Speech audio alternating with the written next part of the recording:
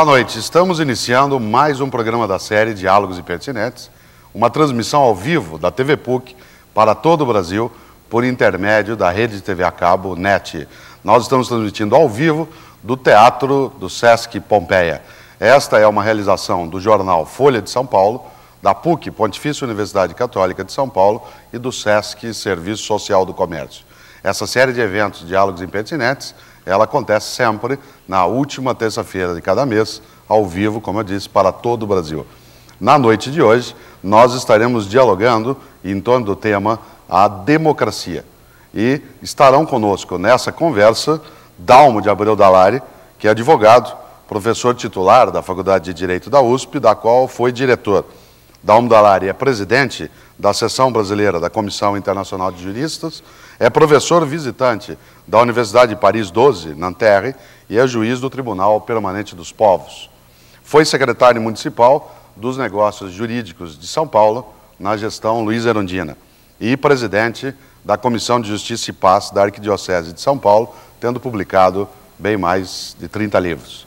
Estará dialogando com o Dr. Dalmo Dallari sobre democracia, José Carlos de Almeida Azevedo, que é capitão de mar e guerra na reserva desde 1970, mestre em física e engenharia nuclear e doutor em física pelo MIT, foi vice-reitor de 68 a 74 e reitor de 74 a 85 da Universidade de Brasília. Foi secretário-geral do Ministério da Indústria, Comércio, Ciência e Tecnologia em 1989 e foi também membro do Conselho do Instituto de Estudos Políticos e Econômicos Comparados da Universidade de Georgetown, nos Estados Unidos. Estará participando da mediação dessa nossa conversa sobre democracia o jornalista Caio Túlio Costa, que é diretor do Universo Online, na Folha de São Paulo. E também terá a minha mediação, Mário Sérgio Cortella, que sou professor do Departamento de Teologia e Ciências da Religião da PUC São Paulo. Para falar sobre democracia, a primeira provocação será feita pelo Caio. Caio, por favor. José Carlos e Dalmo, o programa permite que a gente os chame assim um pouco informalmente. Eu tenho uma pergunta, eu queria que o José Carlos respondesse primeiro e o Dalmo depois. A gente vai ter eleições agora no dia 3 de outubro, né? Vamos eleger prefeitos. E eu queria saber de vocês o seguinte: a gente pode chamar de democracia um regime no qual o voto é obrigatório, no qual o cidadão é impingido a votar e não tem o direito de se recusar a ir às urnas? Doutor Túlio, o tema que foi proposto para a discussão, que o senhor principia com essa pergunta, é um tema extremamente difícil. Eu fiz um pequeno levantamento antes de vir para cá e descobri que quase todos esses temas arrolados e relacionados à questão da democracia vêm sendo discutidos pela humanidade há 2.500 anos. Apenas por curiosidade, deixe-me fazer uma pequena recurso aqui, uma anotação. Eu encontrei esse tema nos seguintes autores. Eu encontrei na História de Heródoto, em Os Suplicantes de Eurípides, na Guerra do Peloponeso de Tucídides, na República, nas Leis no Estadista de Platão, na Política de Aristóteles e nas Vidas dos Gregos e Romanos Nobres de Plutarco. De todos esses, o único da era cristã é o último da vida do Plutarco, não é isso? Então, de forma que esses temas são extremamente complexos e o conceito de democracia também variou ao longo de todos esses séculos, nos últimos 25 séculos. Eu responderia apenas de uma maneira muito sucinta que, sendo compelido o voto, o regime não pode ser considerado, abre aspas, democrático, no sentido que hoje se empresta a palavra, que pouco tem a ver com o sentido que ela tinha na Grécia Antiga. Não é, portanto, democrático se o voto é obrigatório, a meu ver. O que pensa, Dalmo? Não, eu vou discordar. Eu acho que o fato de ser obrigatório não tira o caráter democrático. O que tiraria o caráter democrático seria a proibição de votar. E aí, se relembrando um pouco o que foi dito quanto à antiguidade, eu queria também lembrar isto, é que houve várias etapas de concepção de democracia. E a penúltima, talvez, se pudesse dizer isso, é do século XVII, quando se lutava contra o absolutismo e se chamou muito a atenção para o fato de que os seres humanos são associativos, são livres, são essencialmente iguais. E isto implicando o reconhecimento de uma responsabilidade social. E o que aconteceu foi que, com a vitória da burguesia, através das várias revoluções, Inglaterra, Estados Unidos, França, o que acabou prevalecendo foi uma concepção ultra-individualista de pessoa e de democracia. Quer dizer, na verdade, se eliminou a responsabilidade social e a democracia foi tremendamente empobrecida. Quer dizer, a democracia acabou sendo reduzida à possibilidade de participação política, e esta possibilidade também sofreu uma redução enorme. Bastaria lembrar duas discriminações. Uma delas, a França, através da Revolução, declarava que todos eram livres, todos eram iguais e todos eram cidadãos. A cidadania era a síntese desta liberdade e igualdade. Isso foi dito em 1789. 2 anos depois, a França faz a sua primeira Constituição, 1791. E o que é que diz? São cidadãos os homens, a partir de 35 anos de idade. E, além do mais, estabelecendo uma discriminação de ordem econômica. Só podia votar, e sem votado, quem tivesse determinada renda. Porque, na verdade, a partir daí, votar já não é mais um símbolo de democracia. E, muito recentemente, neste século, é que nós começamos a recuperar a ideia do homem ser social, do indivíduo que tem direitos e tem responsabilidades sociais. O que, na verdade, a rigor é o óbvio, o indivíduo não existe sozinho, ele só existe no social. E levando ao extremo a sua pergunta, eu poria esta questão. Imagine se a maioria não quisesse votar. Então, ficaria inviável a democracia? Quer dizer, na verdade, existe sim o direito é necessário que exista, que seja garantido, mas é necessário que exista também uma responsabilidade social. E aí, claro que a gente poderia abrir uma intensa discussão, mas será que o brasileiro não tem responsabilidade social? Por que não tem? Não tem responsabilidade social porque não houve democracia, porque não se deu a educação igual para todos. O que acha, então, José Carlos? O problema é complexo e o fato de ele estar sendo discutido há 2.500 anos é que permite todas essas dúvidas. Eu acredito, o professor Dallaire, obviamente, tem razão, mas dentro de uma ótica, de um determinado conceito de democracia. Veja bem, eu assinalei que na Grécia Antiga não havia democracia. Tampouco havia na Revolução Francesa. Sob esse aspecto também, ela não existia nos Estados Unidos, proclamado berço da democracia, até a década de 60, porque havia discriminação racial. Então, também não era um regime democrático. Todavia, o voto lá é livre, vota quem quer. O fato de votar quem quer, ou de serem todos compelidos a votar, também não é uma coisa que caracteriza a democracia de uma maneira exclusiva ou de uma maneira absoluta. É mais uma das condições que devem ser obedecidas, digamos assim, e que caracteriza uma democracia.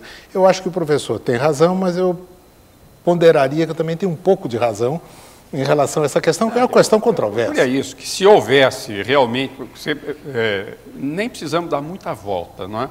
Se houvesse oportunidades educacionais iguais para todos, se a criança recebesse as informações básicas, se recebesse a conscientização básica a respeito do que é a convivência humana, não seria necessário obrigar. Eu acho que sim.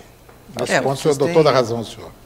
Quando Dalmo cita França, Inglaterra, Estados Unidos, são 3 exemplos de democracia, cada um com alguma especificidade, mas são exemplos clássicos de regimes democráticos. E nenhum deles o voto é obrigatório. Mas eu não queria ficar só nessa questão do voto obrigatório. Acho que dá para alargar um pouco essa questão da discussão da democracia, né? Uma das coisas que mais se fala quando se pensa em democracia é em partidos políticos, né? Vocês que têm uma experiência política, ambos, uma experiência inclusive bastante diferente, né? Tanto do Dalmo quanto do José Carlos. Comparando, e a gente tem que fazer a comparação porque a gente vive nessa aldeia global, né? Comparando o Brasil com os outros partidos, que vocês diriam, cada um, eu queria começar agora pelo Dalmo, do nosso regime partidário? Quer dizer, o regime partidário brasileiro reflete não uma utopia democrática, mas um ideal provável de democracia? Olha, eu tenho uma concepção, não sei até que ponto, eu aliás estou curioso para ouvir a opinião do professor Azevedo. Eu acho isto, que o partido político hoje perdeu muito do seu papel. O partido surgiu na continuação das lutas contra o absolutismo, tanto que no começo eram organizações secretas, e depois se tornaram públicas, depois se organizaram e se transformaram em máquinas eleitorais. E se nós verificarmos como as coisas evoluíram, nós vamos ver que mesmo nos Estados Unidos, o partido é muito mais um grupo de interesses do que uma síntese de posição ideológica. E no Brasil nós temos um vazio enorme em termos de oferecimento de opções. E há certas situações que deixam isso muito evidente, como, por exemplo, a quantidade de vezes em que um parlamentar muda de partidos. Ainda há poucos dias eu vi uma demonstração a respeito disso, eu mesmo fiquei surpreendido. Embora sempre atento, interessado a esta movimentação político-eleitoral, ainda assim eu me surpreendi. E tive uma experiência até muito curiosa, eu estava na Bahia, para uma entrevista na televisão, no Bom Dia Bahia. Isso foi logo depois das últimas eleições. E antes de mim foi entrevistado um jovem que tinha acabado de se eleger deputado estadual. E o entrevistador disse, o senhor fez toda a sua campanha filiado no partido tal e atirando forte contra Antônio Carlos Magalhães. Agora, foi eleito. Antes de tomar posse, o senhor já mudou de partido e aderiu a Antônio Carlos Magalhães. E esse deputado, com a maior cara de pau, disse, não, foi um sacrifício que eu fiz para os meus eleitores, porque o Antônio Carlos me chamou e disse que vai favorecer muito o meu eleitorado. Mas não é democrático mudar de partido? Não, isto é safadeza mesmo. Não tem outra coisa. É claro, mudar de partido ou sim mudar de convicção. Aliás, é uma das falhas que eu acho que existe no nosso sistema partidário, a gente finge que os partidos têm um programa expressando determinada posição ideológica. Mas se a gente perguntar ao próprio deputado, você já leu o programa do seu partido? A maioria não leu. Se perguntar ao eleitor, você já leu o programa de algum partido? Também não leu. E, no entanto, a lei obriga a existência do programa. Agora, para que eu não sei.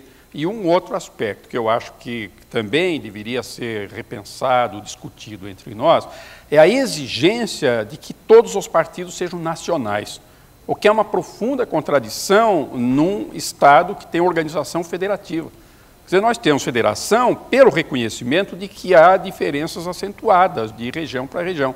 Então, seria normal, que é o que acontece, inclusive, nos Estados Unidos, a existência de partidos estaduais ou municipais. Então, por tudo isto, para não alongar demais a minha resposta, eu acho que o sistema de partidos é muito falho, deveria ser profundamente modificado.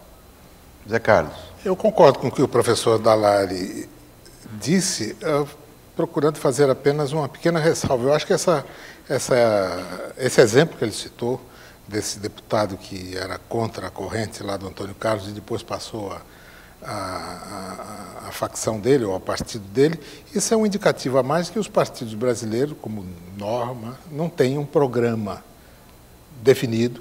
Claro, se o senhor pegar, eu não sou especialista, muito longe disso até, mas eu li uns 3 ou 4 programas de alguns partidos e mudança não existe nenhuma. Muitos pregam a felicidade, a educação, isso, aquilo, não diz como é que isso vai ser atingido, né? São mais manifestações de intenções do que realmente programas partidários. Na medida em que os programas partidários fossem mais bem definidos, eu acredito que a mudança de filiação tornar-se mais difícil. Mas eu não sou contrário à mudança da filiação, exceto por interesses, digamos, não me falta a palavra correta, mas digamos interesses escusos, monetários, financeiros, coisas dessa natureza. Aí implicaria a perda de mandato. Eu acho que sob esse aspecto, mas o indivíduo tem, por exemplo, uma limitação na região em que ele está. A corrente A passou a ser predominante em relação à corrente à qual ele se filiava, e a sobrevivência dele e, eventualmente, das pessoas que o acompanham, depende da mudança de partido. Eu não seria contrário a isso. O Dalmo falou antes em educação, da importância da educação. Ambos têm formações diferentes, né? O Zé Carlos, além de ser um cientista com a base forte no campo da física, também tem formação militar, né? E o Dalmo tem uma formação de jurista. Tá? Na sua formação militar, qual foi o lugar da democracia? Na sua formação mesmo? Tá? Eu acho que não tem muito sentido o senhor falar na formação militar numa estrutura democrática, porque a estrutura militar ela é rigorosamente hierarquizada e nem poderia ser de outra maneira. Então, o senhor tem critérios em função dos quais determinadas pessoas chegam à função de comando e os outros obedecem, não obedecendo. Tem lá regulamentos, tem normas que permitem que eles façam coisas divergentes, mas sempre com aquela responsabilidade. Eu acho que na hierarquia militar não tem sentido haver democracia. Eu acho que a democracia tem sentido na vida política. E o militar, a meu ver, deve estar sempre excluído da política na medida em que ele exerça funções militares. Então, mas a minha questão, ela tem um outro viés, embora esse seja bem interessante também. É o seguinte... Na formação militar e na formação dos juristas, sempre existe a possibilidade, pelo menos num país como o nosso, de se falar na defesa da democracia. No entanto, no nosso país, em vários momentos, desde a República, há mais de 100 anos, a presença dos militares e dos juristas em momentos não democráticos foi fortíssimo. O aparato jurídico, contrário à estrutura democrática, ele veio de juristas que tinham uma formação. E os militares tiveram uma presença forte também nos momentos de não democracia dentro da nossa realidade. Como é que a gente compatibiliza isso pensando o jurista e alguém que teve uma carreira militar até um determinado momento? Como é que o senhor pensa? Não? É porque há uma determinada fase em que há uma ruptura, e essa ruptura, para que ela tenha consequência, ela precisa ter um embasamento, uma estrutura jurídica que foi dada ao longo enfim, quase que de toda a vida republicana, com Chico Campos e mais recentemente com outros juízes, foi dada uma forma jurídica para convalidar o processo. Não estou dizendo, até porque não conheço o assunto, o professor Dallari saberá falar sobre isso com absoluta propriedade, mas isso eu acho que isso não é uma incompatibilidade entre a atividade militar e a atividade do jurista. Eu acho que são coisas inteiramente distintas e não são comparáveis. O que eu acho, doutor Dalmo? Nunca tive a oportunidade de uma aproximação maior com a formação militar, então o que eu conheço é pelas leituras e também observando a prática. A minha impressão é de que há uma diferença básica entre as duas formações, é que na formação jurídica não há verdades absolutas. Sempre há a possibilidade de várias verdades. Isto é objeto até de algumas brincadeiras que se fazem, não é? Quando se diz isto para o engenheiro, 2 e 2 sempre dá 4. O advogado diz, veremos, não é? Porque ele sempre pode jogar com uma série de interpretações. Isto acaba criando uma possibilidade de flexibilidade maior na formação do jurista. E isto, por sua vez, acarreta uma consequência muito grave. É que o jurista que teve uma ação não democrática é porque ele não era democrata, pura e simplesmente. Ele tinha escolha, ele tinha opção. E, na verdade, se nós examinarmos as próprias correntes de pensamento jurídico, são muitas. Mas, se numa síntese, eu diria isto. Há uma corrente que é o que prevalece ainda hoje no Brasil, que é chamada positivista, que teve o cuidado de esvaziar o direito de qualquer conteúdo. Então, o direito não tem compromisso com a justiça. O direito é uma forma. E a síntese desta posição eu poderia dar numa discussão que eu tive com um colega, que é um positivista, é muito respeitado, e quando nós discutíamos determinada lei, e eu disse, mas esta lei não é justa. Ele disse, não, justiça não é problema do jurista, é do filósofo. E daí a pouco, ainda argumentando, disse, mas esta lei não resolve os conflitos sociais. Ele disse, conflito social é problema do sociólogo, não é do jurista. Bom, mas e aí sobra o quê? Não é? Sobra um vazio que aceita qualquer conteúdo. Esse conteúdo pode ser o da ditadura, pode ser de uma democracia. Então, na verdade, o jurista, em princípio, tem uma possibilidade de escolha muito maior. E aí pesa a convicção, a formação de cada um. Eu queria, de início, ficar de acordo com o que o professor Dallari disse a respeito da formação do jurista e do militar, e me lembro até, me ocorreu agora na memória, uns versos de Tennyson, naquele poema dele, da Carga da Brigada Ligeira, The Charge of the Light Brigade, em que ele fala: "There is not to reason why, there is not to make reply, there is but to do and die." A eles não cabe discutir, a eles não cabe perguntar, a eles cabe morrer, fazer e morrer, não é isso? E a formação do jurista, obviamente, ele lida com a parte social, com a outra hierarquia de valores, de tal maneira que eu não vejo por que discordar nele nesse aspecto. Mas o professor Dallari, para um leigo como eu, em questões dessa natureza, ele levantou um problema que, a meu ver, é muito importante e que eu acredito que condicionou toda a vida brasileira atual, que é a questão do positivismo. O positivismo surgiu no Brasil no final do século passado. Ele entrou no meio militar, que o divulgou de uma maneira muito preponderante, e daí surgiu a República, com aquele famoso dístico, Ordem e Progresso, e aí estão os nomes de Benjamin Constant e essas coisas todas. Mas eu acredito que hoje no mundo, positivismo existe no Brasil apenas, nem na França existe. Eu acho até que a biblioteca de Paulo Carneiro, que foi um grande positivista, foi doada à França e constitui talvez a maior coletânea do acervo positivista lá existente. O positivismo plasmou a vida brasileira de uma maneira muito interessante do ponto de vista histórico e também cruel do ponto de vista social. O positivista, por exemplo, era contrário à ideia de universidade. O senhor tem livros do Teixeira Mendes, não é isso? Eu ia dizer Teixeira de Freitas. Do Teixeira Mendes, que são verdadeiras aberrações. Então, eu fico, assim, um tanto quanto perplexo quando o professor Dallari fala ainda hoje de correntes positivistas. Um esclarecimento sobre um ponto que é fundamental, é que o positivismo do jurista não é esse positivismo. Não. Desculpe. Pronto. O positivismo do jurista... É pior. Não é. Eu não diria isso. Em alguns aspectos talvez seja, não é? Mas, na verdade, é uma adaptação de uma expressão latina, o ius positus. É o direito posto positivo, pelo Estado. Que também existe mas direito que positivo. Acaba sendo horrível também, né? Porque considera que só é direito aquilo que está formalmente dentro da lei. E isto realmente é terrível.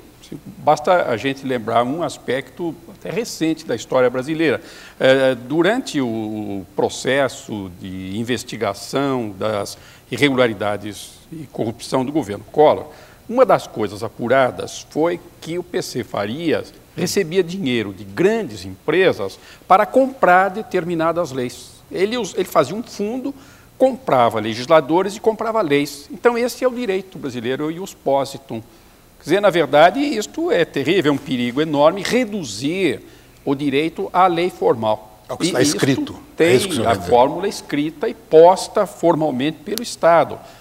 Isto acabou gerando um legalismo exagerado. Quer dizer, o juiz, e nós temos ainda, infelizmente, isso, alguns juízes que dizem isso: eu sou escravo da lei. Então você é escravo do PC Farias, é escravo de quem vendeu a lei. Escravo da casualidade, do lobby e da... Na verdade, então, só recuperando então o começo da nossa troca de ideias, houve sim no campo jurídico certa influência deste positivismo filosófico que veio de Augusto Conte. Mas o que prevaleceu foi o positivismo no sentido jurídico. Entendi. Do ius positum. Direito positivo. Isso. Agora, e aí aparece uma outra questão. Quando nós falamos em positivismo, a presença dos militares na proclamação da República no Brasil, o contato deles com o positivismo em função, né, das relações que mantiveram durante a Guerra do Paraguai com militares já argentinos e uruguaios que eram positivistas, isso tem uma força, né, no nosso país. E ambos falavam agora, no primeiro bloco, sobre a importância da democracia, embora com dificuldade de defini-la, né?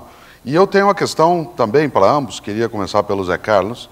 Se você entende que a democracia é, neste final de século e daqui para frente, um valor absoluto, ou ela é uma necessidade política circunstancial, do tipo, depende.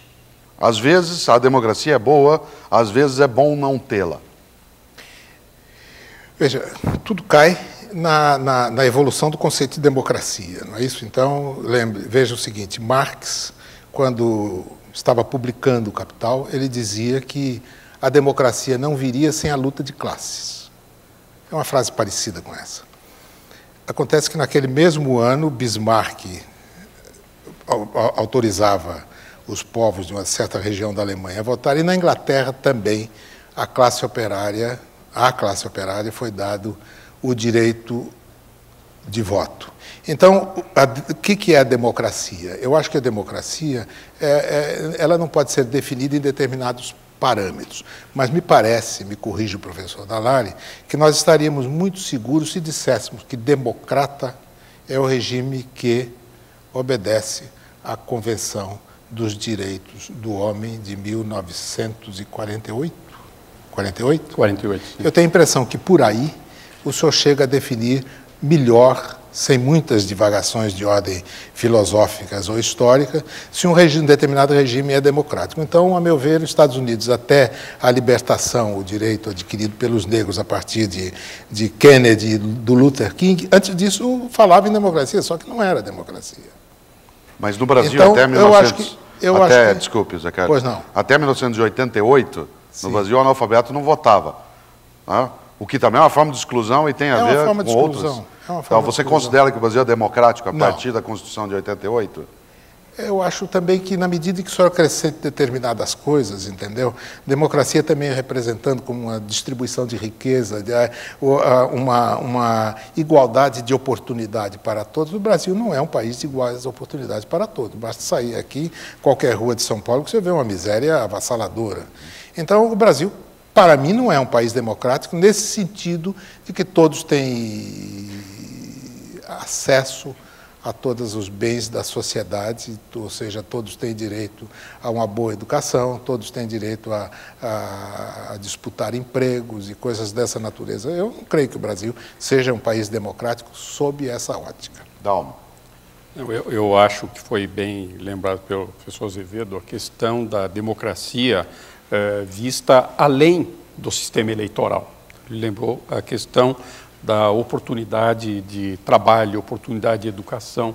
Quer dizer, hoje se fala em democracia política, e se fala em democracia social, e se fala em democracia econômica. Mas, na verdade, tudo isso deve estar junto, senão o sistema não é democrático. E é extremamente perigoso nós ficarmos só na visão político-eleitoral. E eu vou lembrar um fato que é bem ilustrativo. Até bem recentemente, o Departamento de Estado norte-americano publicava anualmente um relatório avaliando os países do mundo. Este é democrático, este não é. E o critério era eleitoral. E dentro do critério do Departamento de Estado, o Paraguai do Stroessner era democrático.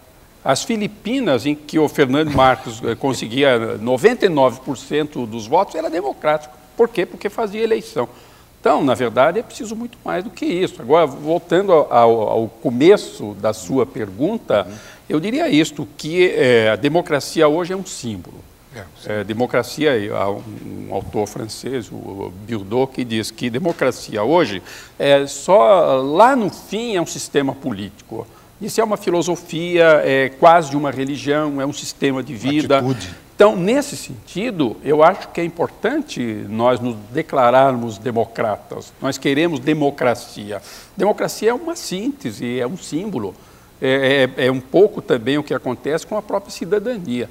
Se nós examinarmos o que é a cidadania, nós vamos ver que ela é um conceito artificial.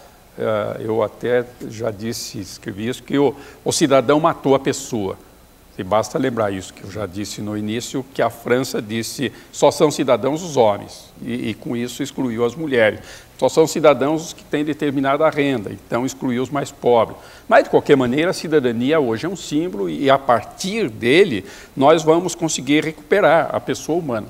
E eu acho que democracia também presta esse serviço. Mas quando a gente fala em democracia política, pensando em eleições, liberdades individuais, etc., você acha que há alguma circunstância onde essa situação deva ser suspensa? Ou a democracia, com a garantia da liberdade, dos direitos, da eleição, ela deva ser algo tão permanente que nada justifique a sua suspensão? Eu tenho esta posição, eu acho que nada justifica a suspensão. E isso apesar de reconhecer que há certos momentos na vida dos povos em que é necessária uma atitude de emergência, uma solução de emergência, mas o que a história tem nos mostrado é que quando nós saímos de um sistema com compromisso democrático, fatalmente quem assume o poder é um grupo privilegiado, é um grupo, lembrando a velha expressão do Lord Acton, é o grupo que se corrompe porque fica com poderes absolutos. E também a história recente do Brasil. Nós vimos como é difícil sair do poder absoluto e restaurar um sistema de base democrática. Então, por tudo isto, eu fico firmemente com a democracia sempre. Posso aprofundar um pouco claro. antes no mesmo tema, entrando um pouco mais aprofundadamente. Não estaríamos, quando discutimos a democracia nesse nível que chegamos até aqui agora, a impressão que me dá é que a gente já está discutindo também sobre algo completamente ultrapassado. Quando a gente vê a sociedade de mercado se formando mundialmente, né, grandes corporações, grandes interesses internacionais se movimentando, né, e os peões sendo jogados de uma maneira muito sutil em cada país, etc. Quando a gente vê valores como o da concorrência, né, se sobrepujando a qualquer outro tipo de valor, não estou dizendo se é positivo ou negativo, mas é um valor que está em voga mundialmente, né? O que vale é a produtividade, né? E os sindicatos trabalham para ter mais produtividade, porque vão ganhar mais, um X além do que tiver de reajuste anual. Quando se vê uma progressão enorme do individualismo, né? Quando se vê as famílias se fechando em condomínios, quando se vê as pessoas abandonando as escolas públicas, aí eu já estou falando um pouco mais do Brasil, né? Quando se vê noções como a de responsabilidade social sequer serem discutidas em campanhas políticas, etc.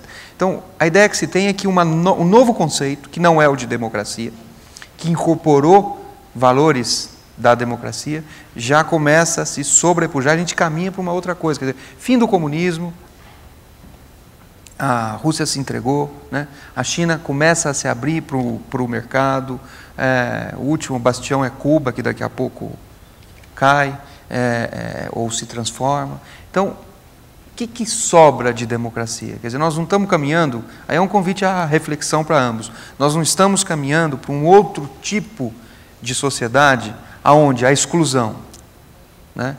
Valores como o da produtividade e valores como o da concorrência falam muito mais forte e levam a diferenças sociais brutais? Zé Carlos. Eu acho que esse é o problema atual, né, de toda a sociedade, é o fato de que hoje em dia os valores econômicos são o que determina o comportamento das nações entre elas e dentro delas. Né? Isso, então, o senhor está provavelmente se lembrando, como eu, da hegemonia que os Estados Unidos exercem no mundo inteiro. Quer dizer, os Estados Unidos se apresentam como um sistema democrático. Dentro de um conceito um bocado rígido de democracia, também não é um sistema democrático, porque é a eleição indireta. O presidente da República lá é eleito indiretamente. Lá tem mais a ver, me corrija o professor, com uma república, não é isso? Ele se chama República Democrática. Eu queria fazer, apenas pelo pitoresco, que uma vez eu estava em Trípoli, na Líbia, e desceu um avião velhíssimo, e estava escrito assim em cima: República Socialista, Científica, Marxista, Leninista do Iêmen do Sul. Era um nome fantástico e tinha o democrático no meio. Então, eu acredito que, tomando a tese do professor, os Estados Unidos exercem pelo poderio científico, que é fantástico e avassalador. Dificilmente, num prazo, aí no horizonte de 50, 100 anos, algum país conseguirá ultrapassar ou atingir o desenvolvimento tecnológico e científico dos Estados Unidos. Eles continuarão a exercer o controle da vida de um grande número de nações que não tiveram, cujos dirigentes não cuidaram, como eles cuidaram, de educar o povo. Então, no fundo, nós estamos, de certa forma, fadados a uma dependência, eventualmente a um subdesenvolvimento, porque nós não tivemos, como o povo americano teve desde que lá chegaram os colonizadores em 1622, essa preocupação com a educação para todas as camadas sociais. Então, eu acho que esse conceito de democracia também continuará a evoluir, mas como os Estados Unidos continuarão também com o controle dos meios de comunicação, acredito que até esse conceito de democracia, que lembrou bem o professor, para eles o Paraguai do Stroessner era um regime democrático, mas o dele também não era. Então essas coisas continuarão evoluindo, mas o que vai ditar o relacionamento entre as nações e os povos, eu acredito que será o fator econômico. Dalmo. Eu vou me divergir bastante, porque eu acho que o que há é uma supervalorização do econômico para efeito de propaganda. Eu tenho uma posição muito radical a respeito disso. Eu acho que globalização é uma grande farsa. Uma grande farsa criada pelas grandes forças econômicas que querem dominar o mundo. E querem que todo mundo aceite que isto é assim, que é inevitável e se coloque como caudatário. Então, bom, as forças econômicas é que vão mandar. Então, deixe-me fazer o que elas querem.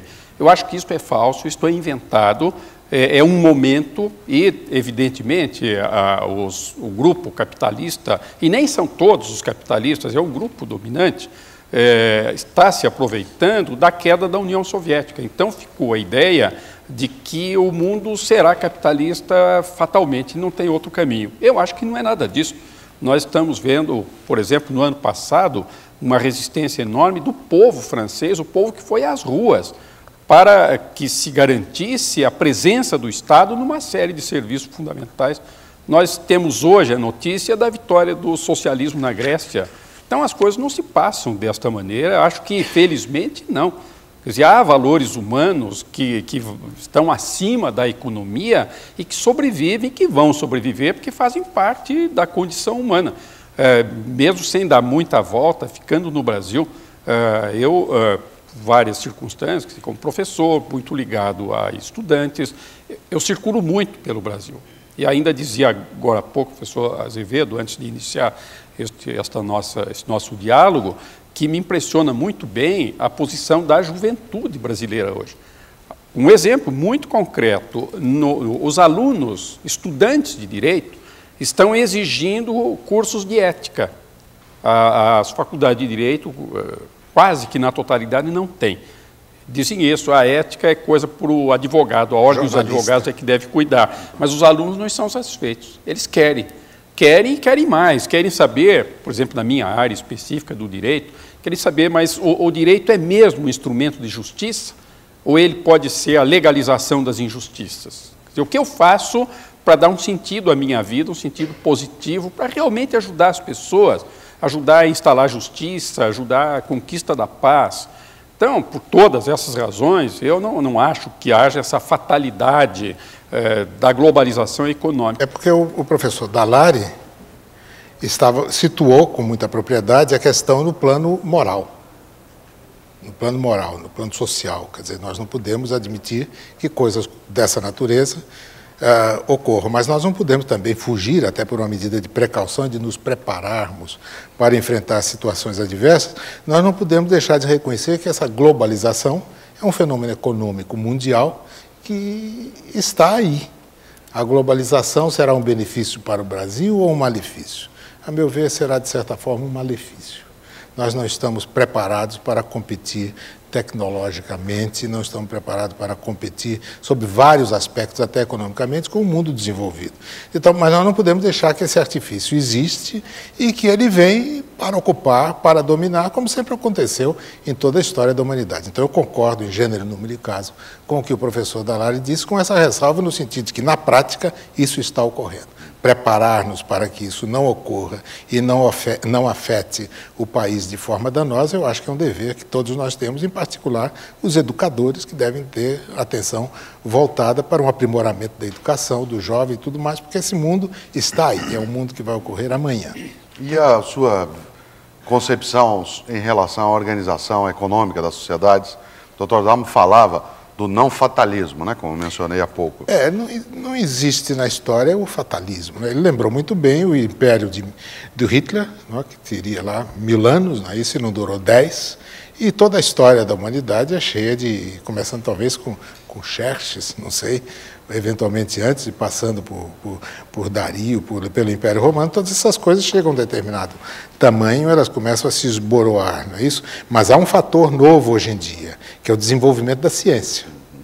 O desenvolvimento da ciência, com suas consequências no plano tecnológico, é um dado rigorosamente novo e que está aí para marcar o desenvolvimento das sociedades durante muitas e muitas décadas. Caia, te interrompi, desculpe. Tem duas questões a partir do que ambos disseram. Primeira para o José Carlos. Como se preparar contra a globalização? Como um país se prepara e se defende dessa globalização? Que instrumentos se usa? Para o professor Dalmo. Se é que essa ideia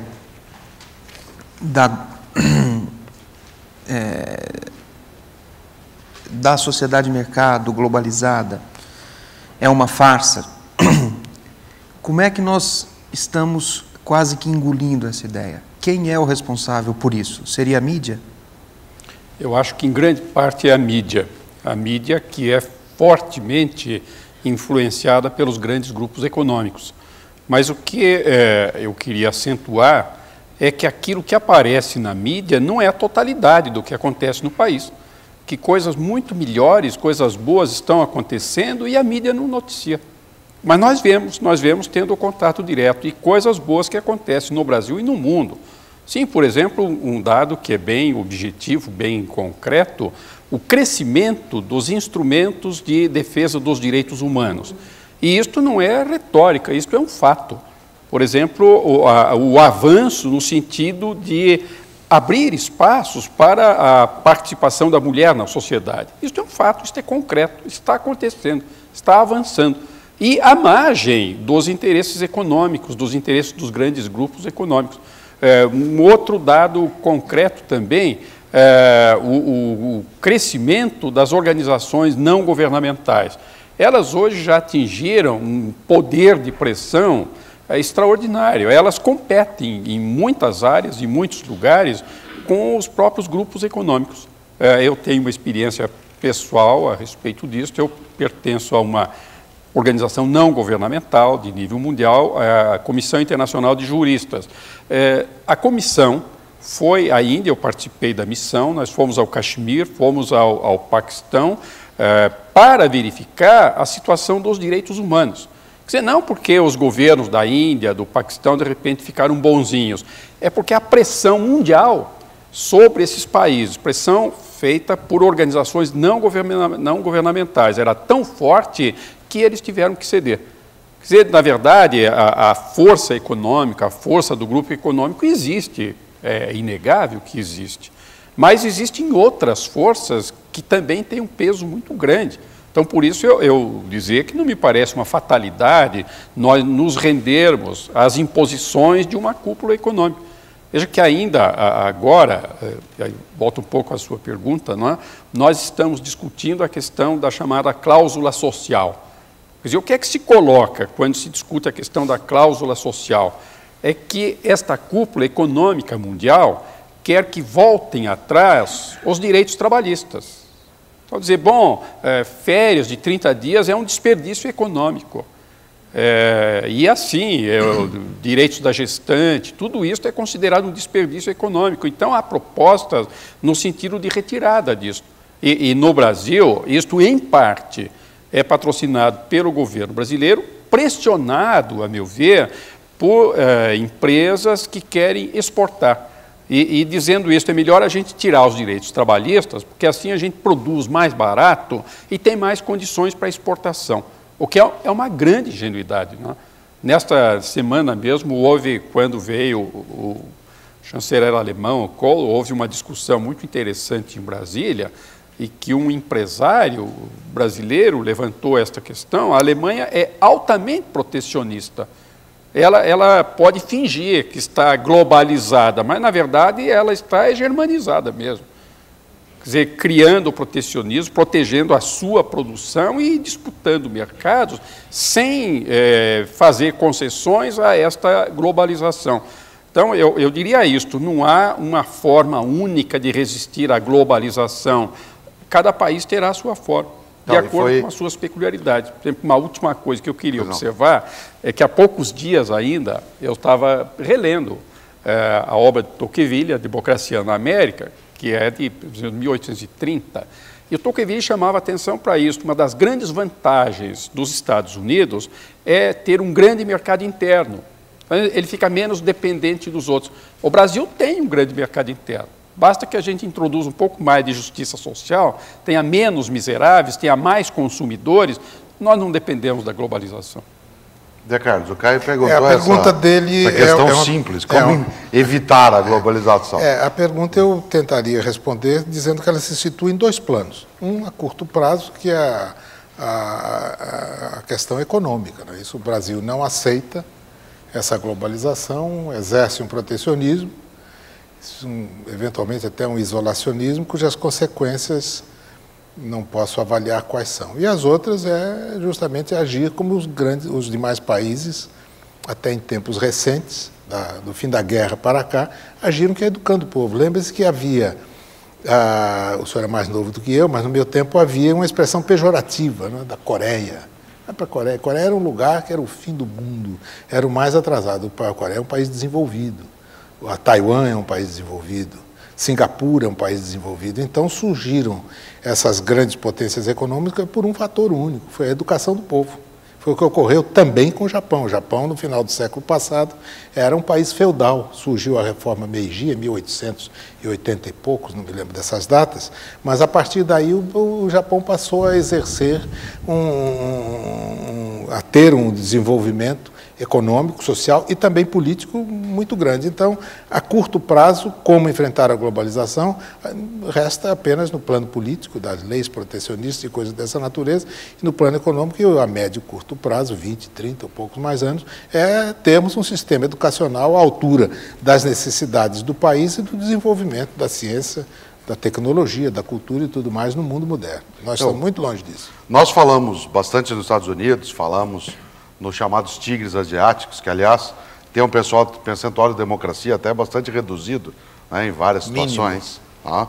E isso me trouxe à memória uma outra questão, que é uma das frases mais conhecidas, eu não vou citá-la tal como ela foi colocada, mas só apontar a ideia, do Henry Ford, né, o grande criador da indústria automobilística norte-americana, onde ele conclui que a democracia tem uma falha, que é aquela que ele não gosta, que a democracia ela é a opressão dos números sobre os méritos, ou seja, que é a quantidade que acaba sendo decisiva e não a qualidade. Dalmo, o que você pensa dessa frase do Henry Ford? A opressão dos números sobre os méritos. A democracia, ela é garantia de qualidade? Não, eu acho isso que se garantir a todas as pessoas, sem nenhuma exceção, um nível mínimo, a partir daí haverá competição. E os mais aptos, mais capazes, mais dedicados, levarão alguma vantagem, terão condições melhores. Mas eu não acho que a democracia seja o reino da mediocridade. Aliás, é interessante, eu mencionei há pouco o Tocqueville, e lendo o Tocqueville dá a impressão de que ele louvava isso nos Estados Unidos. É um país de medíocres, mas ninguém é miserável. Aliás, hoje há grande miséria também, até em Nova York. Né? Mas na visão do século XIX, Tocqueville via isto. Há uma mediocridade generalizada, mas ninguém é marginalizado, ninguém é miserável.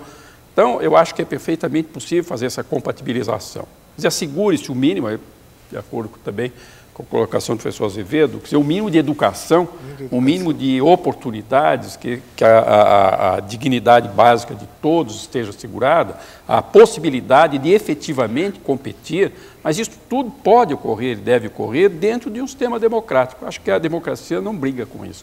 O que acha, Zé Carlos? Concordo, em gênero e número de casos com o que o professor diz. A democracia é um regime de igualdade de oportunidades. oportunidades iguais para todos. Sim. E essas oportunidades só surgem a partir de um patamar mínimo, que é o da oferta de uma educação universal durante um certo período, 8 anos, diria, no mínimo, para todos, não é isso? Abaixo disso, realmente não tem condição. Se tem uma sociedade ou uma instância da sociedade na qual se tem a formação das pessoas, as oportunidades iguais, etc., você considera que eleições são um mecanismo eficaz para a promoção da igualdade? Tem aquela velha história que diz que se houvesse uma eleição no reino dos animais, o leão não ganhava, né? Ganhava o pato, que voa mais ou menos, canta mais ou menos, nada mais ou menos, faz tudo mais ou menos. Eu acho que isso faz parte de uma coletividade. É difícil dizer que num regime em que todos têm igualdade de oportunidade, os melhores serão eleitos. Mas eu acho que isso é um processo de... vai apanhando. Ele votou mal hoje, corrige na outra. São coisas que só faz bem praticando. É como andar de bicicleta. Não adianta ler um livro para dizer como é que anda de bicicleta ou de patinho, que vai pôr o patinho ou a bicicleta, vai cair mesmo. Então, eu acho que democracia é mais ou menos assim. Tem de ser uma prática constante, ininterrupta e cada vez aprimorando. Dá uma acha? Não, eu estou de acordo, e essa última expressão é fundamental, que seja ininterrupta. Ininterrupta. O grande problema que nós temos tido são as interrupções. A gente vai caminhando, começa a ter experiência, volta tudo atrás, começa tudo de novo, não é? Então, na verdade, assim nós nunca vamos chegar. Mas isso é o viés legiferante brasileiro, né? Cada vez muda tudo, né? É um país fantástico, mudam todas as leis a cada 20, 30, 40 anos. Então, nós temos 107 anos de república no Brasil, tá? Temos basicamente 107 anos de república. 107. Tá? E temos intervalos, digamos. Descontados os intervalos. Não, de república. Não estou falando de democracia.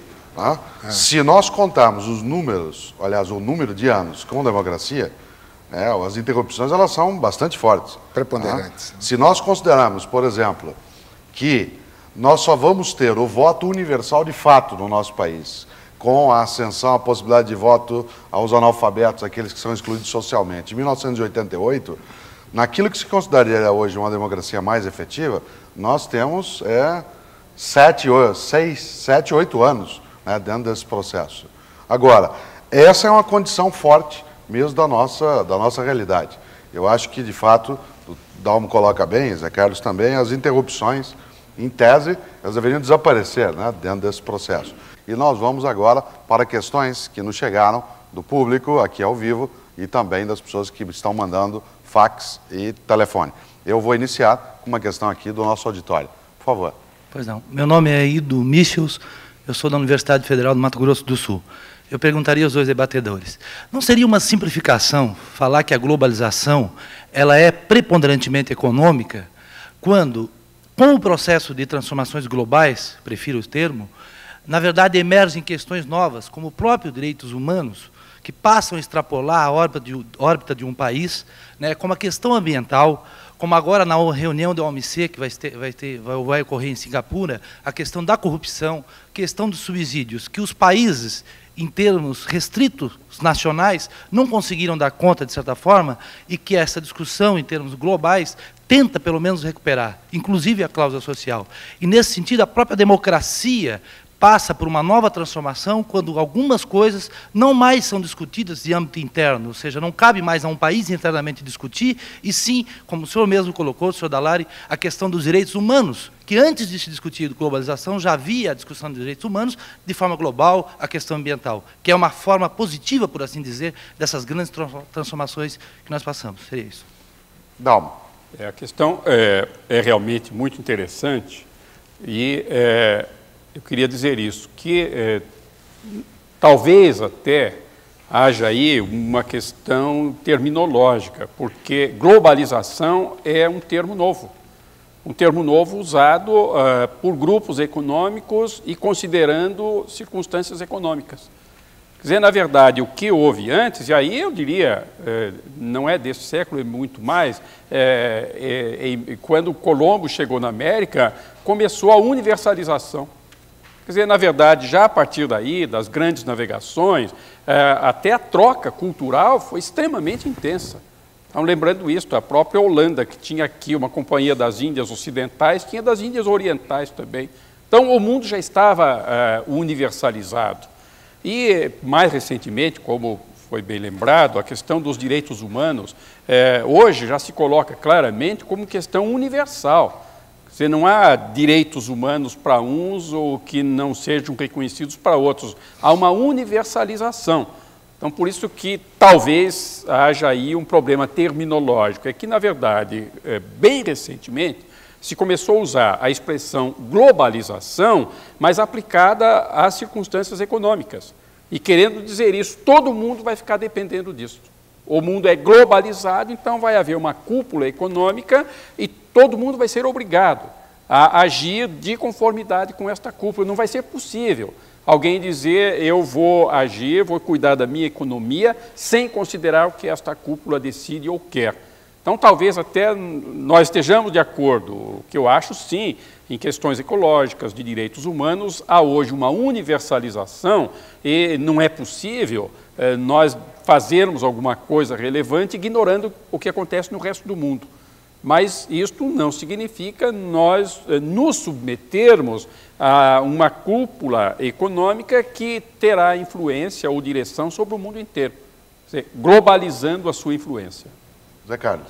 Nada a acrescentar o que ele disse. Caio. O Roberto de Andrade, São Bernardo do Campo, faz uma pergunta ao Dalmo Dallari. Ele quer saber a opinião, sua opinião, sobre a pena de morte no Brasil. Bom, eu sou contrário à pena de morte por uma série de razões. Antes de mais nada, uma razão de ordem moral. Acho que a vida é um bem essencial da pessoa e ninguém tem o direito de tirar a vida de outra pessoa. Eu disse, bom, mas e tirar a vida de um criminoso? O criminoso tinha o direito de tirar a vida? Evidentemente que não tinha também. E por isso ele é criminoso e deve ser punido. Mas eu não corrijo um erro cometendo outro erro. Mas eu teria uma porção de argumentos, mas eu lembro um outro argumento de ordem prática. Uma coisa que se diz é que a pena de morte intimida prováveis criminosos, o que não é verdade.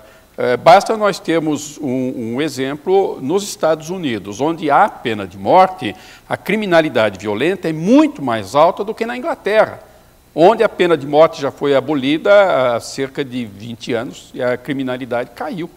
Então, na verdade, a pena de morte não tem o efeito de intimidação. E, além disso tudo, para ficar em mais um argumento, é profundamente contraditório o Estado, que tem a obrigação de proteger as pessoas, de proteger os direitos das pessoas, se converter num assassino, o Estado matar pessoas. E até poderíamos dizer isso, no Brasil, que se diz que o Estado funciona tão mal, será que ele vai executar bem a pena de morte? Não. Mas, na verdade, para mim, a razão de ordem moral é decisiva. Sou absolutamente contrário à pena de morte em qualquer parte do mundo. Zé Carlos, o Matheus Valarini, de Piracicaba, pergunta para você, mandou um fax, mas pergunta ao Dalmo também, mas queria dirigir ao Zé Carlos. Está questionando a respeito do sistema democrático suíço, dito um dos mais participativos. Seria essa a democracia ideal? Ou os problemas recentemente revelados por esse sistema, como a participação popular, a redução da participação popular nos plebiscitos, já mostra uma quebra nessa direção? Uma das grandes dificuldades que eu tive quando passei pela Suíça foi saber quem era o presidente. Eu não consegui saber, ninguém sabia. Eu perguntei a jornalistas, professores, universitários, então é uma figura desconhecida. Eu não sei se na Suíça há um regime democrático, professor? Sim, há um regime democrático. É um regime cantonal, não é isso? São os cantões que funcionam, que elegem de uma maneira informal, às vezes em assembleia, falando quase que diretamente, sem nada escrito, né? Mas não sei se a Suíça é um sistema democrático. Eu poderia talvez dizer um pouquinho, em parte pela minha obrigação profissional, mas em parte também porque eu tenho ido com certa frequência a Genebra. A minha organização tem sede em Genebra. E a Suíça realmente é desconcertante. É um país atípico. Até dizem isso, quando a gente não sabe responder, diz que é atípico. Então, a Suíça é atípica. Mas, na verdade, eu vi coisas incríveis. A Suíça, só muito recentemente, conceder o direito de voto às mulheres, e em alguns cantões elas só podem votar em eleição cantonal. Mas eu vi na tribuna de Genebra elas mandam, né? Uma reportagem sobre o assunto e perguntaram a uma senhora, uma médica, o que ela achava de não ter o direito de voto. Ela disse, não vejo nenhuma importância, porque o meu marido só vota em quem eu quero. Mas a par disso, existe também a circunstância, que este sistema e o povo decidir diretamente, e isto hoje é uma reminiscência histórica, é peça de museu.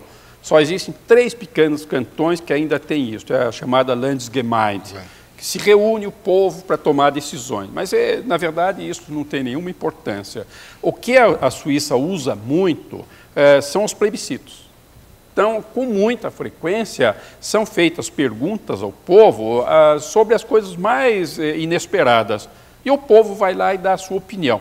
Então, ultimamente, o que tem ocorrido é que tem havido tanto plebiscito, tanta pergunta, que o povo também cansou. E tem havido uma participação muito menor. Mas realmente continua os banqueiros mandando. Não é padrão para nada. Mas é um país muito reprimido também, não é? Um país muito, muito correto demais, não é? Muito certo, não é assim?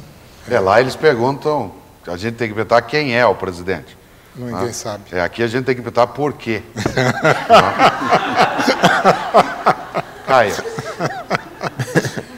Pergunta se a tese do José Carlos Azevedo estiver verdadeira, é o pato. Pergunta para José Carlos Azevedo. Vem do Wellington Soares da Cunha. Ele pergunta se não é contra a democracia a obrigatoriedade do serviço militar. Olha, eu acho que não tem nada uma coisa com a outra. Eu acho que a prestação do serviço militar veio com a República, estou certo? Eu acho que ela veio com a República e...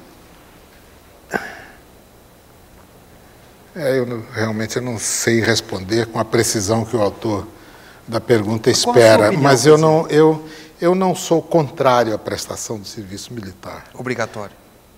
Não, obrigatório com as excepcionalidades muito observadas. Por exemplo, eu acho que um jovem que está cursando a universidade, o que precisa da assistência à família, esse deveria ser excluído do serviço militar. Mas, em bom número dos casos, a prestação do serviço militar vem em benefício da própria pessoa, que às vezes não tem outra opção. E não sei se isso é a norma ou se isso é a exceção.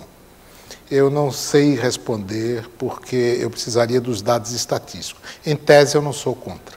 Dá-me a favor ou contra? Não, eu diria o seguinte, vai pegando também o início da resposta do professor Azevedo, que eu não vejo relação entre o serviço obrigatório e a democracia. Uma vez que ele é obrigatório para todos os jovens que atingem determinada idade. Ele é imposto de maneira igual. Mas, já passando para o lado das conveniências, eu não vejo conveniência, não vejo necessidade. Quer dizer, isto é uma reminiscência histórica que teima em se manter, porque todos os anos nós ficamos sabendo que grande número de jovens é dispensado porque não há lugar nos quartéis.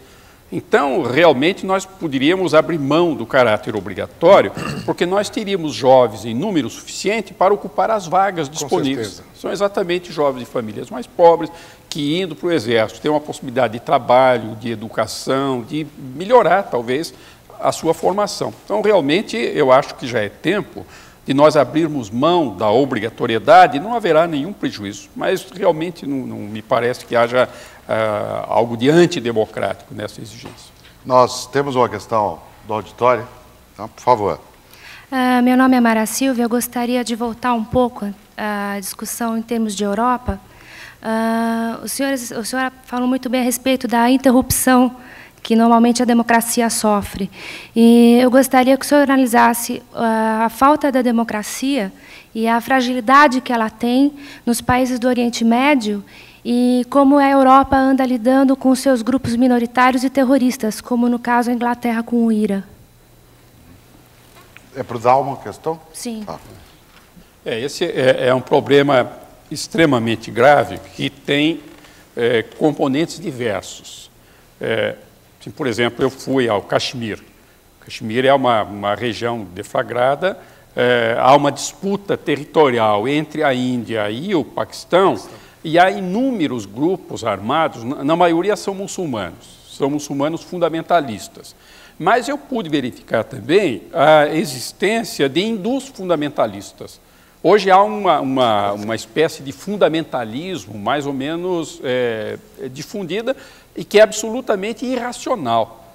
Quer dizer, na verdade, essas pessoas agem de maneira antidemocrática porque onde eles atuam tiram a possibilidade de uma vida normal, de que as pessoas trabalhem, estudem, vivam pacificamente. E há um outro tipo de problema que se coloca, já envolvendo esses fundamentalistas, mas envolvendo minorias, migrantes. Este é um aspecto que, no momento atual, está ficando grave e causando certa apreensão. Então, nós vemos, por exemplo, em países como a França, a Alemanha, um surto nacionalista muito forte, mas, na verdade, é contrário aos que vêm competir no mercado de trabalho.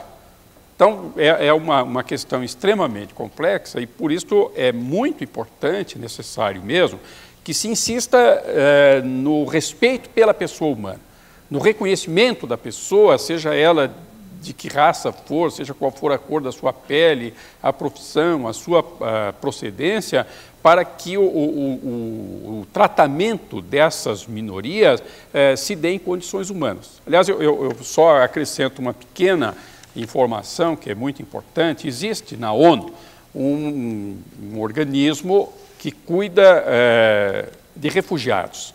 É o Alto Comissariado das Nações Unidas para Refugiados. No Brasil, ele é conhecido como o Acnur. E o Acnur agora está desenvolvendo uma campanha mundial preventiva para que as pessoas não precisem sair do lugar onde nasceram. E já antes cuidava só do refugiado internacional, está cuidando agora do refugiado nacional também. Eu acho que será este o caminho, dar condições para que as pessoas vivam, se desenvolvam no lugar onde nasceram. Dalmo, tem uma pergunta para você, do Janer Cristaldo, aqui de São Paulo. Ele mandou um fax perguntando o seguinte: entre o Chile próspero, erigido por Pinochet, e a Cuba empobrecida e ditatorial, gerida por Castro, com qual modelo fica Dallari? Não, eu acho que aí a pergunta já é preconceituosa, né? Eu fico com Cuba próspera.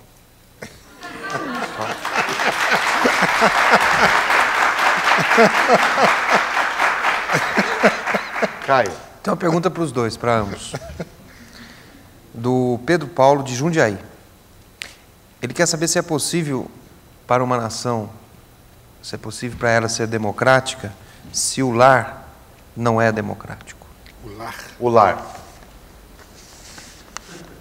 Essa é uma pergunta complexa, não? Quer dizer, na medida em que o senhor tem aquele conceito do Rui Barbosa, né, de que a pátria é a família amplificada, eu acredito que tudo nasce na família, né, na boa educação, no bom exemplo. É isso que constrói uma grande nação, mas eu não sei também qual é a correlação que possa existir entre uma família bem constituída, sob aspectos vários, morais, educacionais, econômicos e tudo mais, e um regime democrático. Acho que não vejo muita coisa que tenha o somatório de boas famílias que dê um bom regime. Pode dar uma aristocracia. Dalmo vê? Não, aí eu só talvez chamasse a atenção para o fato da necessidade de que no ambiente familiar haja uma relação de amizade, não de dominação. Então, seria este o aspecto, né? Mas eu tenho a impressão de que nós estamos caminhando nesse sentido, já caminhamos bastante, embora ainda haja remanescentes de comportamento autoritário, e o mais comum entre nós, quer dizer, há indubitavelmente uma tradição machista, é o autoritarismo do marido contra a mulher, do pai contra os filhos. Isso não ajuda a construir uma sociedade democrática. Então, é preciso pensar também neste aspecto, introduzir a democratização nesse sentido, porque a pátria será a família amplificada. Dalmo, um xará seu, Dalmo Ribeiro, que é advogado, mandou um fax de São Luís, no Maranhão, perguntando o seguinte: na sua opinião, as sucessivas eleições que estão ocorrendo estão realmente servindo de instrumento para aperfeiçoar a democracia, ou apenas contribuindo para formar uma casta política no Brasil? Eu acho que sem uma reforma política e eleitoral, as eleições estão nos ajudando muito pouco e estão abrindo possibilidades para corrupção e, entre outras coisas também, estão criando um certo desencanto. As pessoas estão perdendo interesse e isto é muito ruim. Então, na verdade, a minha resposta seria essa: não vamos suprimir as eleições, mas vamos melhorar o sistema eleitoral e o sistema partidário, por exemplo, introduzindo o sistema de distritos eleitorais, e fazendo mais exigências para a existência de um partido político. Desta maneira, haverá um interesse maior do povo e as eleições terão um valor educativo. Caio. Tem uma pergunta de Juiz de Fora. Será? Do Paulo Timpan Torrente, estudante de Direito. O senhor acredita, é para o Down Dalar, o senhor acredita que a Constituição da República Federativa do Brasil de 1988 é de tendência socialista, como parece acreditar o professor José Afonso da Silva? Eu acho muito difícil nós identificarmos uma tendência deste tipo. O que eu acho é que esta é a Constituição mais democrática que o Brasil já teve. Quer dizer, se nós formos verificar quem participou, quem influiu, nós vamos lá encontrar, sim, representante da CUT, da CONCLAT, mas vamos ver a UDR participando também. Vamos ver a Federação das Indústrias de São Paulo, mas vamos ver também grupos feministas, homossexuais, negros, índios. E isso tudo é que deu como resultado uma Constituição que tem desequilíbrios, ela é heterogênea, porque é um reflexo da participação maior da nossa população. Então, por tudo isso, eu acho que ela é uma Constituição que abre espaço para os direitos humanos fundamentais. Ela, inclusive, pela primeira vez na história brasileira, a Constituição começa falando na pessoa humana e nos seus direitos, e só depois cuida da organização do Estado. Então, neste ponto, há um avanço muito grande, mas eu não diria no sentido do socialismo. Ela é socializante, isto sim. Essa pergunta foi para o Zé Carlos também? Eu acho que vale. Eu concordo com o professor, mas eu queria apenas fazer uma observação mais para ilustração minha. Será que o número de pessoas que participam na elaboração de uma Constituição são uma garantia de que essa Constituição seja democrática? Eu cito o exemplo dos Estados Unidos. Foram 5 pessoas que, durante um curto espaço de tempo, né, redigiram a Constituição, que é um tanto quanto vaga, tem 7 artigos, tem 20 e poucas emendas, não é isso? Mas é uma Constituição que está aí por 200 anos. Né? A Constituição do Japão, que é uma das coisas mais aberrantes que eu conheço na história do direito constitucional. A Constituição americana foi feita pelo Estado-Maior do MacArthur, que é uma maluquice fantástica. Né? Eu falei de onde? Americana. Desculpa, japonesa, não é isso? Foi feita pelo Estado-Maior do MacArthur. Essa Constituição também existe. De tal maneira que concordo com a avaliação que o senhor fez, mas gostaria de, no futuro, e eventualmente até se o senhor pudesse me honrar com essa lição, saber como é que pode ser entendida como democrática uma Constituição em que todos os segmentos sociais participem, quando há exemplos gritantes no sentido oposto. Caio. Tem uma colaboração impertinente que vem do Dr. Elie Gilbert, aqui de São Paulo. Então ele escreve, eu acho que para ambos comentarem. Ele diz que o processo de escolha do líder pode ser democrático, entretanto, a atuação do líder será sempre ditatorial. Portanto, a democracia é o sistema pelo qual os cidadãos têm a possibilidade de escolher o seu ditador. Eu acho exagerada esta colocação, evidentemente, e também aí queria lembrar um aspecto que envolve um certo formalismo, porque chamar alguém de líder num sistema como o nosso é artificial. Claro. Então eu vejo quem é o líder do tal partido, o líder no Congresso, são líderes que não lideram nada, não lideram ninguém. Eu lembraria uma colocação muito feliz, feita por um grande cientista político inglês, Harold Laski, foi ligado ao Partido Trabalhista, que disse isso: um líder não se elege, ou ele é líder ou não é. Então, na verdade, se ele se refere a um líder autêntico, eu não confundo líder com ditador. Nós tivemos ditadores, tivemos alguns líderes e líderes que eram democratas. Quer dizer, o líder não é alguém que vá utilizar a sua liderança para impor uma vontade. E, normalmente, o que a história mostra é que alguém que vai impor a vontade só se mantém pela força. Não tem verdadeira liderança. Zé Carlos, o que acha dessa eu acho que a provocação? própria definição do ditador exclui o atributo da liderança. O fato dele ser um líder, não necessariamente ele é um ditador. Eu acho que até ele não é. Ele sendo um ditador, ele não é um líder. Do contrário, ele não precisaria dessa força que lhe atribui as armas ou a lei, ou seja lá o que for, para conduzir o país. Eu acho que a pergunta sobre esse aspecto não procede. Por favor.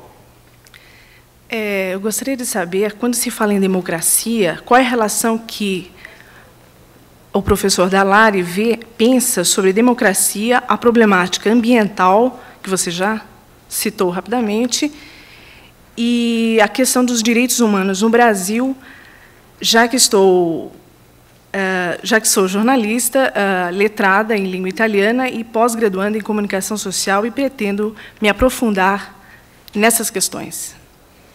Eu acho que nós estamos muito deficientes em tudo isso. Realmente, em termos de democracia, nós estamos muito longe de realizá-la. Quer dizer, há uma grande marginalização no Brasil, em termos de meio ambiente. Se basta olhar para a cidade de São Paulo, nós vemos como andamos mal. Mesmo em termos de Amazônia, nós estamos cuidando muito mal. Continua a haver destruição de floresta, venda dita clandestina, mas que se faz abertamente da madeira.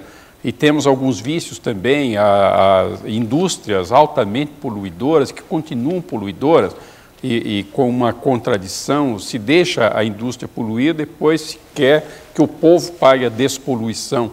Então, na verdade, nós estamos com uma série de deficiências, e para não ficar só na constatação, que isso poderia dar um tom pessimista, eu acho que há também uma reação, há uma consciência no povo de que isso tudo tem que ser corrigido. Quer dizer, o que está faltando é uma participação popular maior. Eu acho que é este o caminho para nós corrigirmos isso tudo. Muito obrigada. Nós temos também uma outra questão, que aqui é do nosso auditório. Por favor. Boa noite, professor Azevedo, professor Dallari. Eu gostaria de saber o que os senhores acham a respeito da reserva que recentemente foi aprovada, que se converteu em lei, da reserva de 20% para a participação feminina nesse processo democrático. Se isso é correto e deve ser estendido a outras minorias, como a minoria dos negros e outras minorias assim exemplificadas. A questão realmente é bem interessante, porque se levantou, inclusive, a questão da constitucionalidade.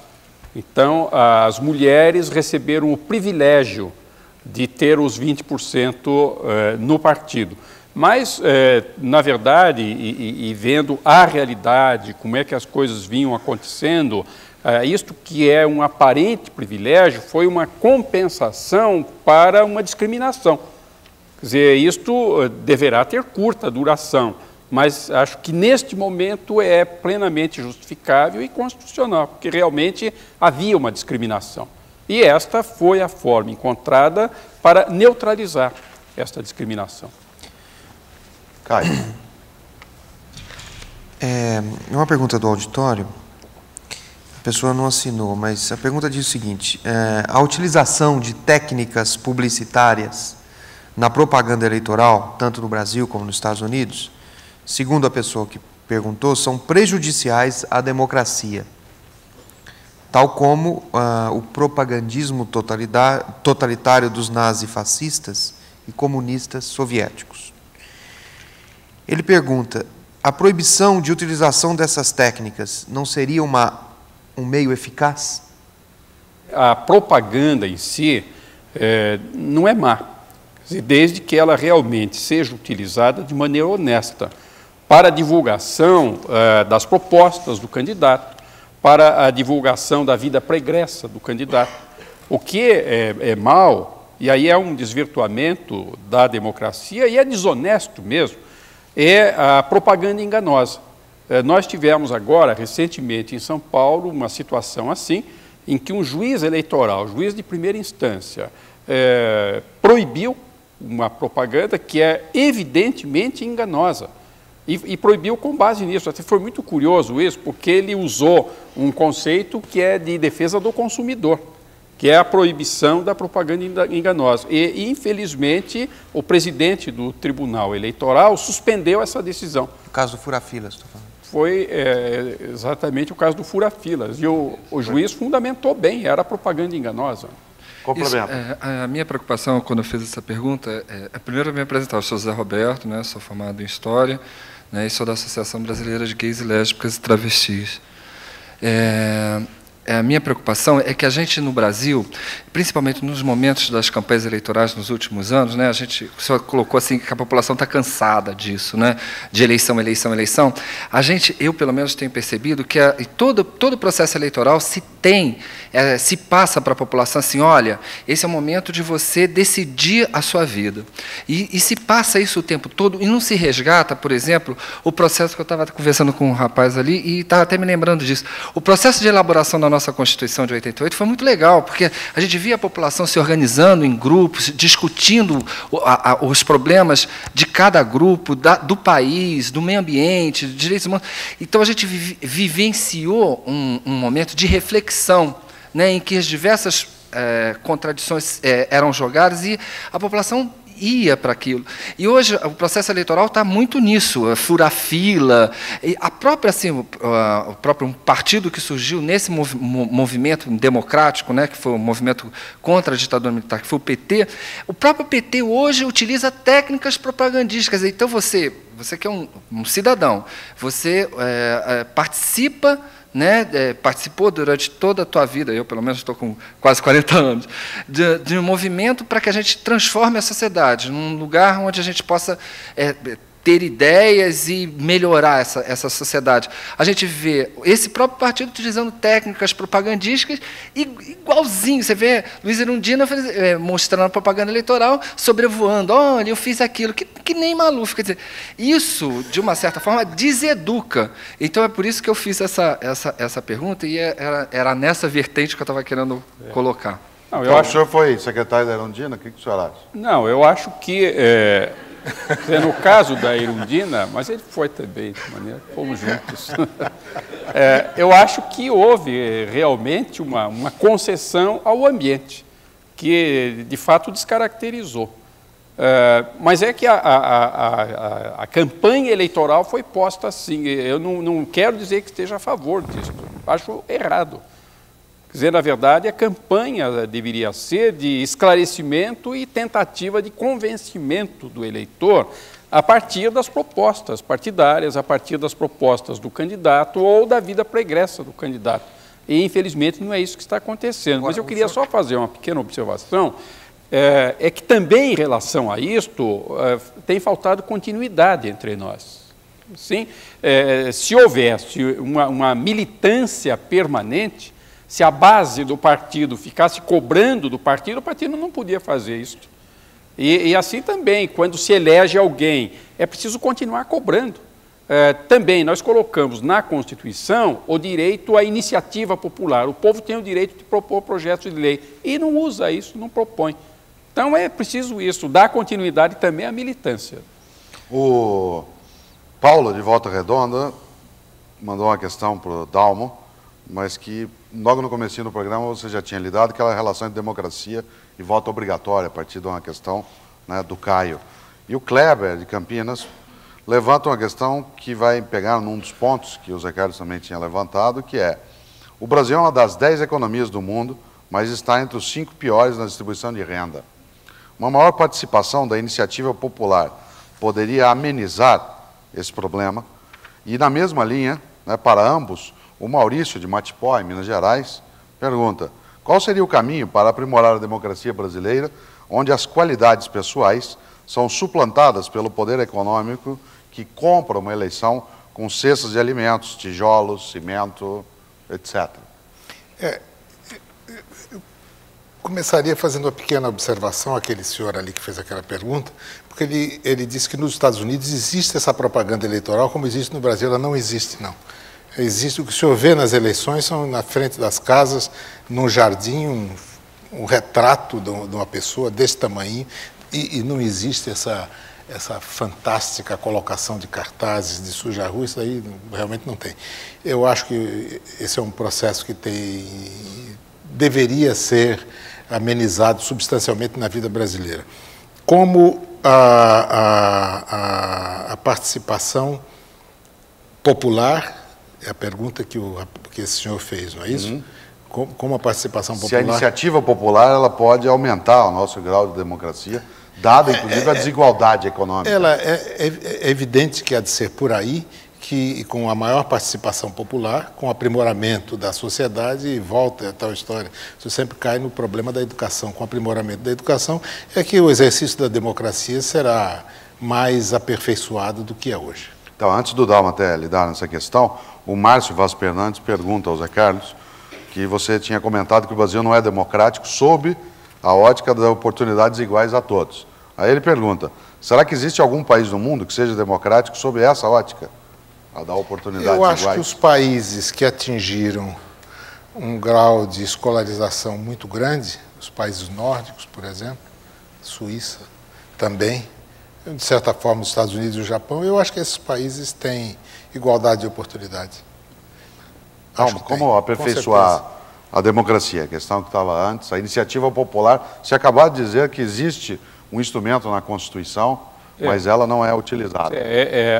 Acho que a saída, e a meu ver a única, é a participação popular. Nós temos uma participação muito pequena, e isso envolve uma série de fatores, de concepções. É preciso que o povo brasileiro, de maneira geral, tenha mais consciência do que é o setor público, da sua condição de cidadão, de participante de uma comunidade, e que dê mais para esta comunidade. Na realidade, as pessoas dão muito pouco. Há uma competição enorme por posições pessoais e, com isto, se dedica muito pouco àquilo que é de interesse coletivo. Eu acho que aí é que está a solução. Eu vou contar uma pequena história, mas eu prometo que eu conto bem rapidinho, que eu presenciei. Uma vez eu estava na Universidade de Harvard, participando de um curso de verão, e nós íamos entrar para a aula. Havia alunos da América Latina e também norte-americanos. E o professor, que era norte-americano, estava conversando comigo e disse isso: vocês da América Latina têm um grave defeito, vocês são excessivamente individualistas. E ele disse, eu vou fazer uma demonstração agora nesta sala e você vai ver. Aí entramos na sala e ele disse para os alunos, eu vou contar uma pequena história e vou perguntar como é que vocês solucionam. Ele disse, você imagine, você mora numa rua, uma ruazinha estreita, uma ruazinha calma, todo mundo vive em paz, a rua é muito agradável. Se de repente muda-se para uma casa nesta rua, um sujeito que tem um cachorro muito bravo. Este cachorro fica na porta da casa, inferniza a vida de todo mundo que passa por ali e acabou a paz na rua. Aí ele chamou um latino-americano, um aluno, e perguntou, como é que você resolveria o problema desse cachorro, que está infernizando a rua, né? Ele, bom, eu poria veneno num pedaço de carne, passaria ali como quem não quer nada, daria a bola para o cachorro. Aí chamou outro latino-americano e perguntou, e você como é que resolveria? Ele pensou um pouco e disse, eu compraria um revólver, ele passaria ali, numa hora que ninguém estivesse olhando, eu mataria o cachorro, né? Aí ele chamou um aluno norte-americano, e o aluno disse isso, eu convocaria uma reunião dos vizinhos para a gente solucionar o problema. Ele disse, está aí, se o cachorro é um problema de todos, por que um tem que resolver sozinho? Então é isso, vamos resolver juntos os problemas dos nossos cachorros e haverá mais eficiência na nossa ação. O auditório comentava, que você não pôde ouvir, que dependendo de onde, nos Estados Unidos, os vizinhos iam se juntar para matar o cachorro. Também, mas fariam juntos. Isso é quando você esteve em Harvard. Caio. O professor estava na Nova Inglaterra. Uma pergunta do Fábio de Jundiaí, para ambos, que falaram muito em educação. Pergunta se o exame vestibular não é um exemplo de antidemocracia. O exame vestibular não é um exemplo de antidemocracia, é uma condição imposta para fixar um determinado número de alunos que podem entrar numa escola. O exame vestibular, a meu ver, não mede nada. Não mede se ele é competente, se ele é incompetente, mede o estado emocional ou a sorte do aluno diante de uma determinada prova. O correto seria que, com a ampliação do ensino de segundo grau, o acesso às universidades e a ampliação do número de escolas, o que implica também a abertura do ensino superior à iniciativa privada, sem as limitações hoje impostas pelo governo, até como processo de aprimoramento, que o vestibular possa ser substituído por um sistema de entrevistas, uma coisa como essa, que de fato selecionaria o melhor. Eu sou de acordo com o professor Azevedo quanto à necessidade do vestibular. Há várias experiências, coisas que estão acontecendo agora e que mostram como é ruim não ter uma seleção prévia. Eu cito 2 casos concretos. Um, a Universidade de Buenos Aires. A Universidade de Buenos Aires tem milhares e milhares de alunos e é uma universidade que hoje tem nível muito baixo. A Argentina tem universidades muito melhores nas províncias. Belgrano. E uma das razões é o excesso de alunos. A mesma coisa acontece na Itália. A Itália também não limita a entrada. Só que eu, ano passado, conversei com uma aluna que há 12 anos está tentando terminar o seu curso de Direito. Todo mundo entra. E depois, para sair, é um problema. Então, não resolve. Então, mas o que eu acho é isto, que o lado antidemocrático vem antes. Quer dizer, na verdade, os alunos recebem uma preparação muito desequilibrada e, naturalmente, a competição é desigual. Quer dizer, só formalmente é igual. Mas eu tenho alunos que, desde criança, foram a bons colégios, tiveram uma preparação muito boa, esses vão chegar em condições muito melhores. Então, esse é o lado antidemocrático. É preciso assegurar escolas a todos e de qualidade igual. Aí o vestibular não é injusto nem antidemocrático. O José Santana, de Brasília, diz, tendo em vista o fenômeno da globalização, o que é feito da soberania hoje num mundo globalizado? Mas o Zé Carlos, que está aqui na auditória, diz que se Fernando Henrique estiver assistindo a opinião de vocês sobre globalização, chamaria ambos de caipiras. O que é que ambos pensam disso? Eu creio que eu li na Folha, acho que foi na Folha, um artigo muito curioso sobre globalização, em que o professor dizia que toda vez que ele ouvia falar em globalização, ele se lembrava de um time de futebol da 2ª divisão aqui em São Paulo, que ao passar para a 1ª divisão, o primeiro time que foi enfrentar foi o Santos, na época áurea do Santos, e na véspera perguntaram para ele como é que você vai lutar com o Santos amanhã. Ele disse, de igual para igual. No dia seguinte levou de 12-0. Então, eu acho que o problema da globalização é uma tendência, mas se o Brasil vai entrar no processo de globalização da economia, vai perder.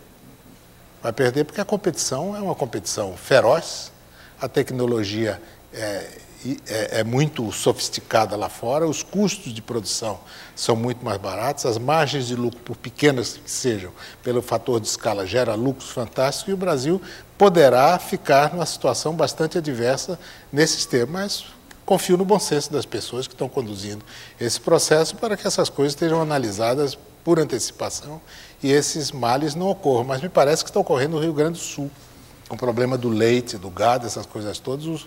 O leite da Argentina está chegando por um valor, e do Uruguai estaria chegando por um preço muito inferior ao nosso e levando a agricultura daquele estado a uma situação muito difícil. Dalmo. Não, eu tenho uma posição também semelhante. Eu acho que a globalização em termos de nos submetermos a um sistema econômico mundial é péssima para o Brasil. O Brasil realmente não tem condições de competição. E, além disso, existe o outro lado, relembrando outra vez Tocqueville, é que nós temos um privilégio, temos 150 milhões de habitantes. Se nós conseguíssemos fazer desses habitantes consumidores, não precisaríamos depender do mercado externo.